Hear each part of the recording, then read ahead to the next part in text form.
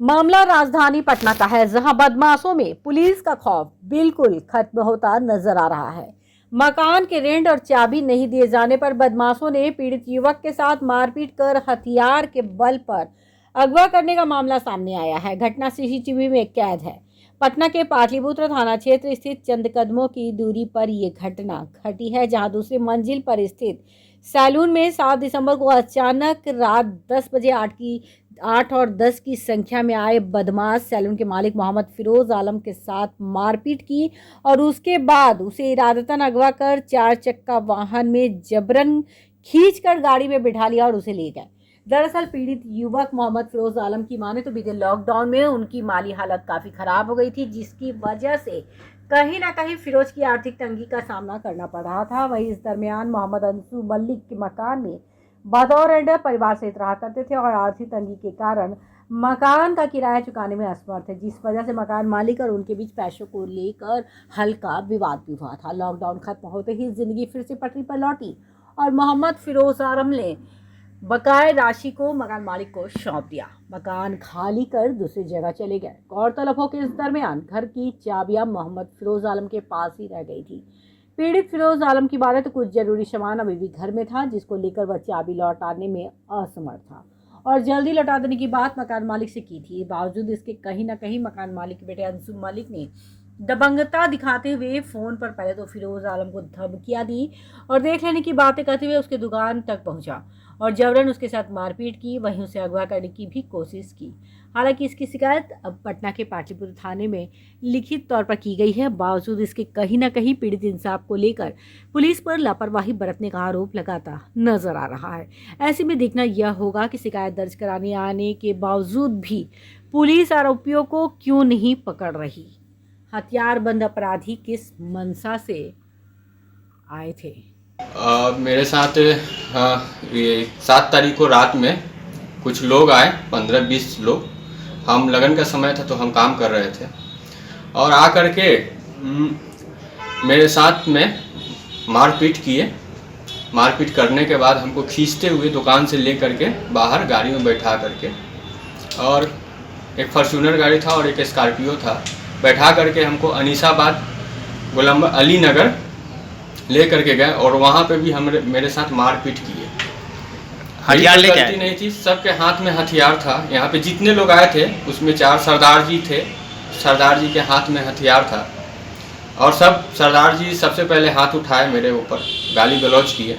जिस मकान मालिक के एक्चुअली में हुआ था कि हम किसी के घर में किराए पे रहते थे, तो लॉकडाउन में किराया जो समय पे नहीं दे पाए, बहुत दिक्कत हो रहा था। तो उसी समय में वो लड़का बार बार फ़ोन कर करके हमको परेशान करता था। कौन लड़का? ऐसा नहीं, जिसका जिनके असलम जी का बेटा। कौन है असलम जी का बेटा? असलम जी का बेटा जो किराया लेता था। क्या नाम का? साधु, ये उनका नाम है हंसू मलिक, उनका बेटा का नाम था। वो आया मेरे साथ, बोला कि तुम बहुत ज़्यादा बोलते हो। बोले कि ऐसा तो हम कुछ बोले नहीं हैं, ठीक है, तुम पटना में बोले, पटना में हम आ गए हैं और बताओ क्या कर सकते हो तुम मेरे साथ। और इस तरीके से सबसे पहले हाथ उठाया असलम मलिक का बेटा, ठीक है, और हाथ उठाया और फिर हमसे गाली गलौज, बहुत गंदा गंदा गाली दिया। बोला साले तुमको यहाँ से खींच करके ले करके जाएंगे। और उसी दरमियान कुछ उनके साथ में जो आए हुए थे, जिनके पास हथियार था, हम कुछ नहीं बोल सकते थे, हम अकेले थे, काम कर रहे थे दुकान में, और हमको ले करके खींचते हुए सीढ़ी से जोर से धक्का दे दिया, जिसके कारण मेरे सर में और हाथ में, पाँव में चोट लगा। खींचते हुए गाड़ी में बैठाया। गाड़ी में बैठा करके सरदार जी लोग जो थे वो लोग बोल रहे थे कि साले जान से मार के फेंक देंगे, तुमको कोई बचाएगा? ये लोग बहुत खत्म आदमी है, बहुत खराब आदमी है, अगर मार करके फेंक देगा तो तुम्हारे साथ कौन क्या करेगा? FIR किया आपने? हाँ, हमने FIR किया पाटलिपुत्र थाना में। क्या कार्रवाई हुई अब तक? अभी तक कोई कार्रवाई नहीं हुई है। क्या लग रहा है आपको? हमको इंसाफ चाहिए, मेरे साथ जो हुआ है गलत हुआ है। अच्छा, आपने हथियार का जिक्र नहीं किया है FIR में? आइयो बोला कि जरूरी नहीं है इतना चीज जिक्र करने का, तो हमने जिक्र नहीं किया। हमको लिखने नहीं आता इसलिए हमने जिक्र नहीं किया।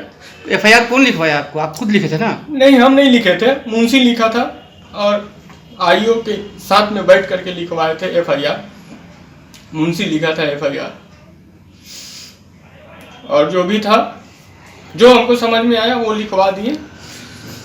विवाद का कारण क्या था? विवाद का कारण था लॉकडाउन के समय में जब किराया नहीं दे पा रहे थे समय पे, तो उनका लड़का फोन करता था, उनका वो फोन करते थे, उनका दामाद भी फोन करता था किराए के लिए। सब आदमी का जब फोन आने लगा, मेरे पास पैसा नहीं था, तो हम परेशान हो करके हम बोले कि इतना हड़बड़ा क्यों रहे हो, हम किराया दे देंगे ना तुमको समय पे, रुक जाओ कुछ दिन, परेशानी सबके साथ में है। तो बोला कि मारेंगे कान के नीचे, कि तुम्हारे कान के नीचे 5 उंगली छप जाएगा। इसी गर्मा गर्मी में हमसे भी कुछ बात निकला मुँह से, गलत बात है, इस तरीके से क्यों बोल रहे हो। उसी चीज़ को रिकॉर्ड करके उसी के दरमियान में हमसे उसी चीज़ का बदला लिया, 1 साल रुक करके उसी चीज़ का बदला लिया, जबकि हम घर खाली कर दिए थे उसका, और चाबी देने के लिए उसके बाप को बुलाए थे, उनसे मकान लिए थे, उनके बेटे से मकान नहीं लिए थे। 1 साल पहले की ये घटना है। हाँ, 1 साल कितना पहले। टोटल आपके पास पैसा उसका ड्यूज था? कुछ नहीं, 10-12 हज़ार 15 हज़ार रुपया यही ड्यूज रहेगा, हाँ। इससे ज़्यादा कोई ड्यूज नहीं रहा है। क्या नाम है आपका? मोहम्मद फिरोज आलम।